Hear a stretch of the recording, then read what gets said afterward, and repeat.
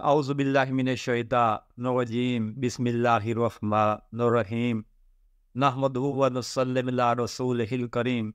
واما بعد فاعوذ باللہ من الشیطان الرجیم بسم اللہ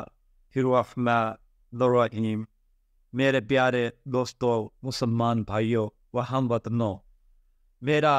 بنیادی طور پر پیشہ ایک کچہری کے ساتھ ہے۔ میں وکلا کے ساتھ کلرک ہوں، اور اس کے علاوہ اللہ تبارک تعالیٰ کی فضل سے میرے پاس اللہ تبارک تعالیٰ نے جو چیز علم کی دی ہے، میں خود شاعر ہوں، صوفی شاعر ہوں، کتب کا مصنف ہوں۔ بس 8-9 کتب کا اس وقت میں ایک رائٹر بھی ہوں اللہ کے شکر سے۔ تو اللہ تبارک تعالیٰ نے جو چیز مجھے دی ہے وہ شاید کئی PhD پڑھے لوگوں کو بھی نہ دی ہو، کیونکہ یہ سب میرے اللہ تبارک تعالیٰ کا کرم ہے اور مرشد پاک کی نظر کرم ہے، یہ سب اسی کے صدقے سے ہے۔ دوستو بھائیوں، میں ایک مرتبہ وکیل صاحب کے ساتھ سیشن جج کے سامنے پیش تھا، ڈسٹرکٹ سیشن جج جام میں 2002 میں جناب فیض طالب خان صاحب کاٹھیا یہ وہاں پر تھے۔ تو ان کی ایک بات مجھے بڑی یاد آئی ہے، بڑی مجھے ایک بات، ان کا حوالہ بھی میں اکثر لوگوں کو دیتا ہوں۔ وہ اس طرح کہتے ہیں کہ اگر ایک قتل کا مقدمہ ہے تو قتل کے مقدمے میں جو ایک تھانے دار ہوتا ہے، جو کہ تفتیشی ہوتا ہے، جو کہ انویسٹیگیٹ کرتا ہے، FIR کاٹتا ہے، ملزمان کو پکڑتا ہے، ان سے پوچھ گچھ کرتا ہے، اس کے زیر حراست ہوتے ہیں، اس کو ہماری نسبت زیادہ پتہ ہوتا ہے کہ کیا یہ ملزم یہ گناہ گار ہے یا بے گناہ ہے۔ اس کو عدالت سیشن جج کی نسبت سے زیادہ پتہ ہوتا ہے۔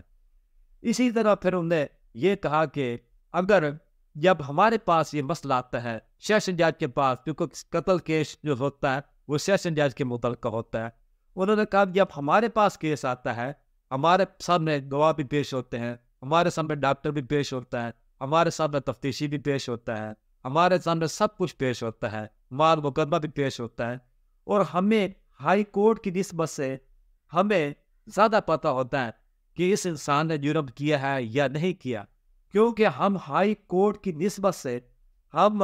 جائے واردات کے زیادہ قریب ہوتے ہیں۔ مثال کے طور پہ یہ جائے واردات ضلع جھانگ ہے،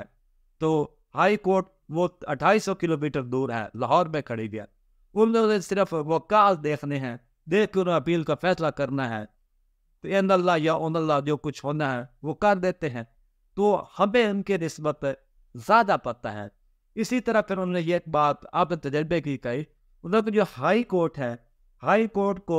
سپریم کورٹ کی نسبت سے ان کو زیادہ پتہ ہوتا ہے کہ یہ مقدمہ سچا ہے یا جھوٹا ہے۔ میرے دوستوں بھائیوں، میں ویسے ہی اللہ پاک کے فضل سے بہت گہرائی کی باتیں بھی لکھتا رہتا ہوں، قلم بند کرتا رہتا ہوں۔ اللہ پاک نے مجھے خاص علم سے نوازا ہے۔ میں نے یہ دیکھا ہے کہ اگر کسی انسان کے اچھا یا برا ہونے کے بارے میں معلوم کرنا ہو تو اس کے رشتہ داروں سے پوچھا جائے، اس کے ہمساؤں سے پوچھا جائے تو یہ کیا اچھا انسان ہے یا برا ہے، کیونکہ جن لوگوں نے اس کے ساتھ یہ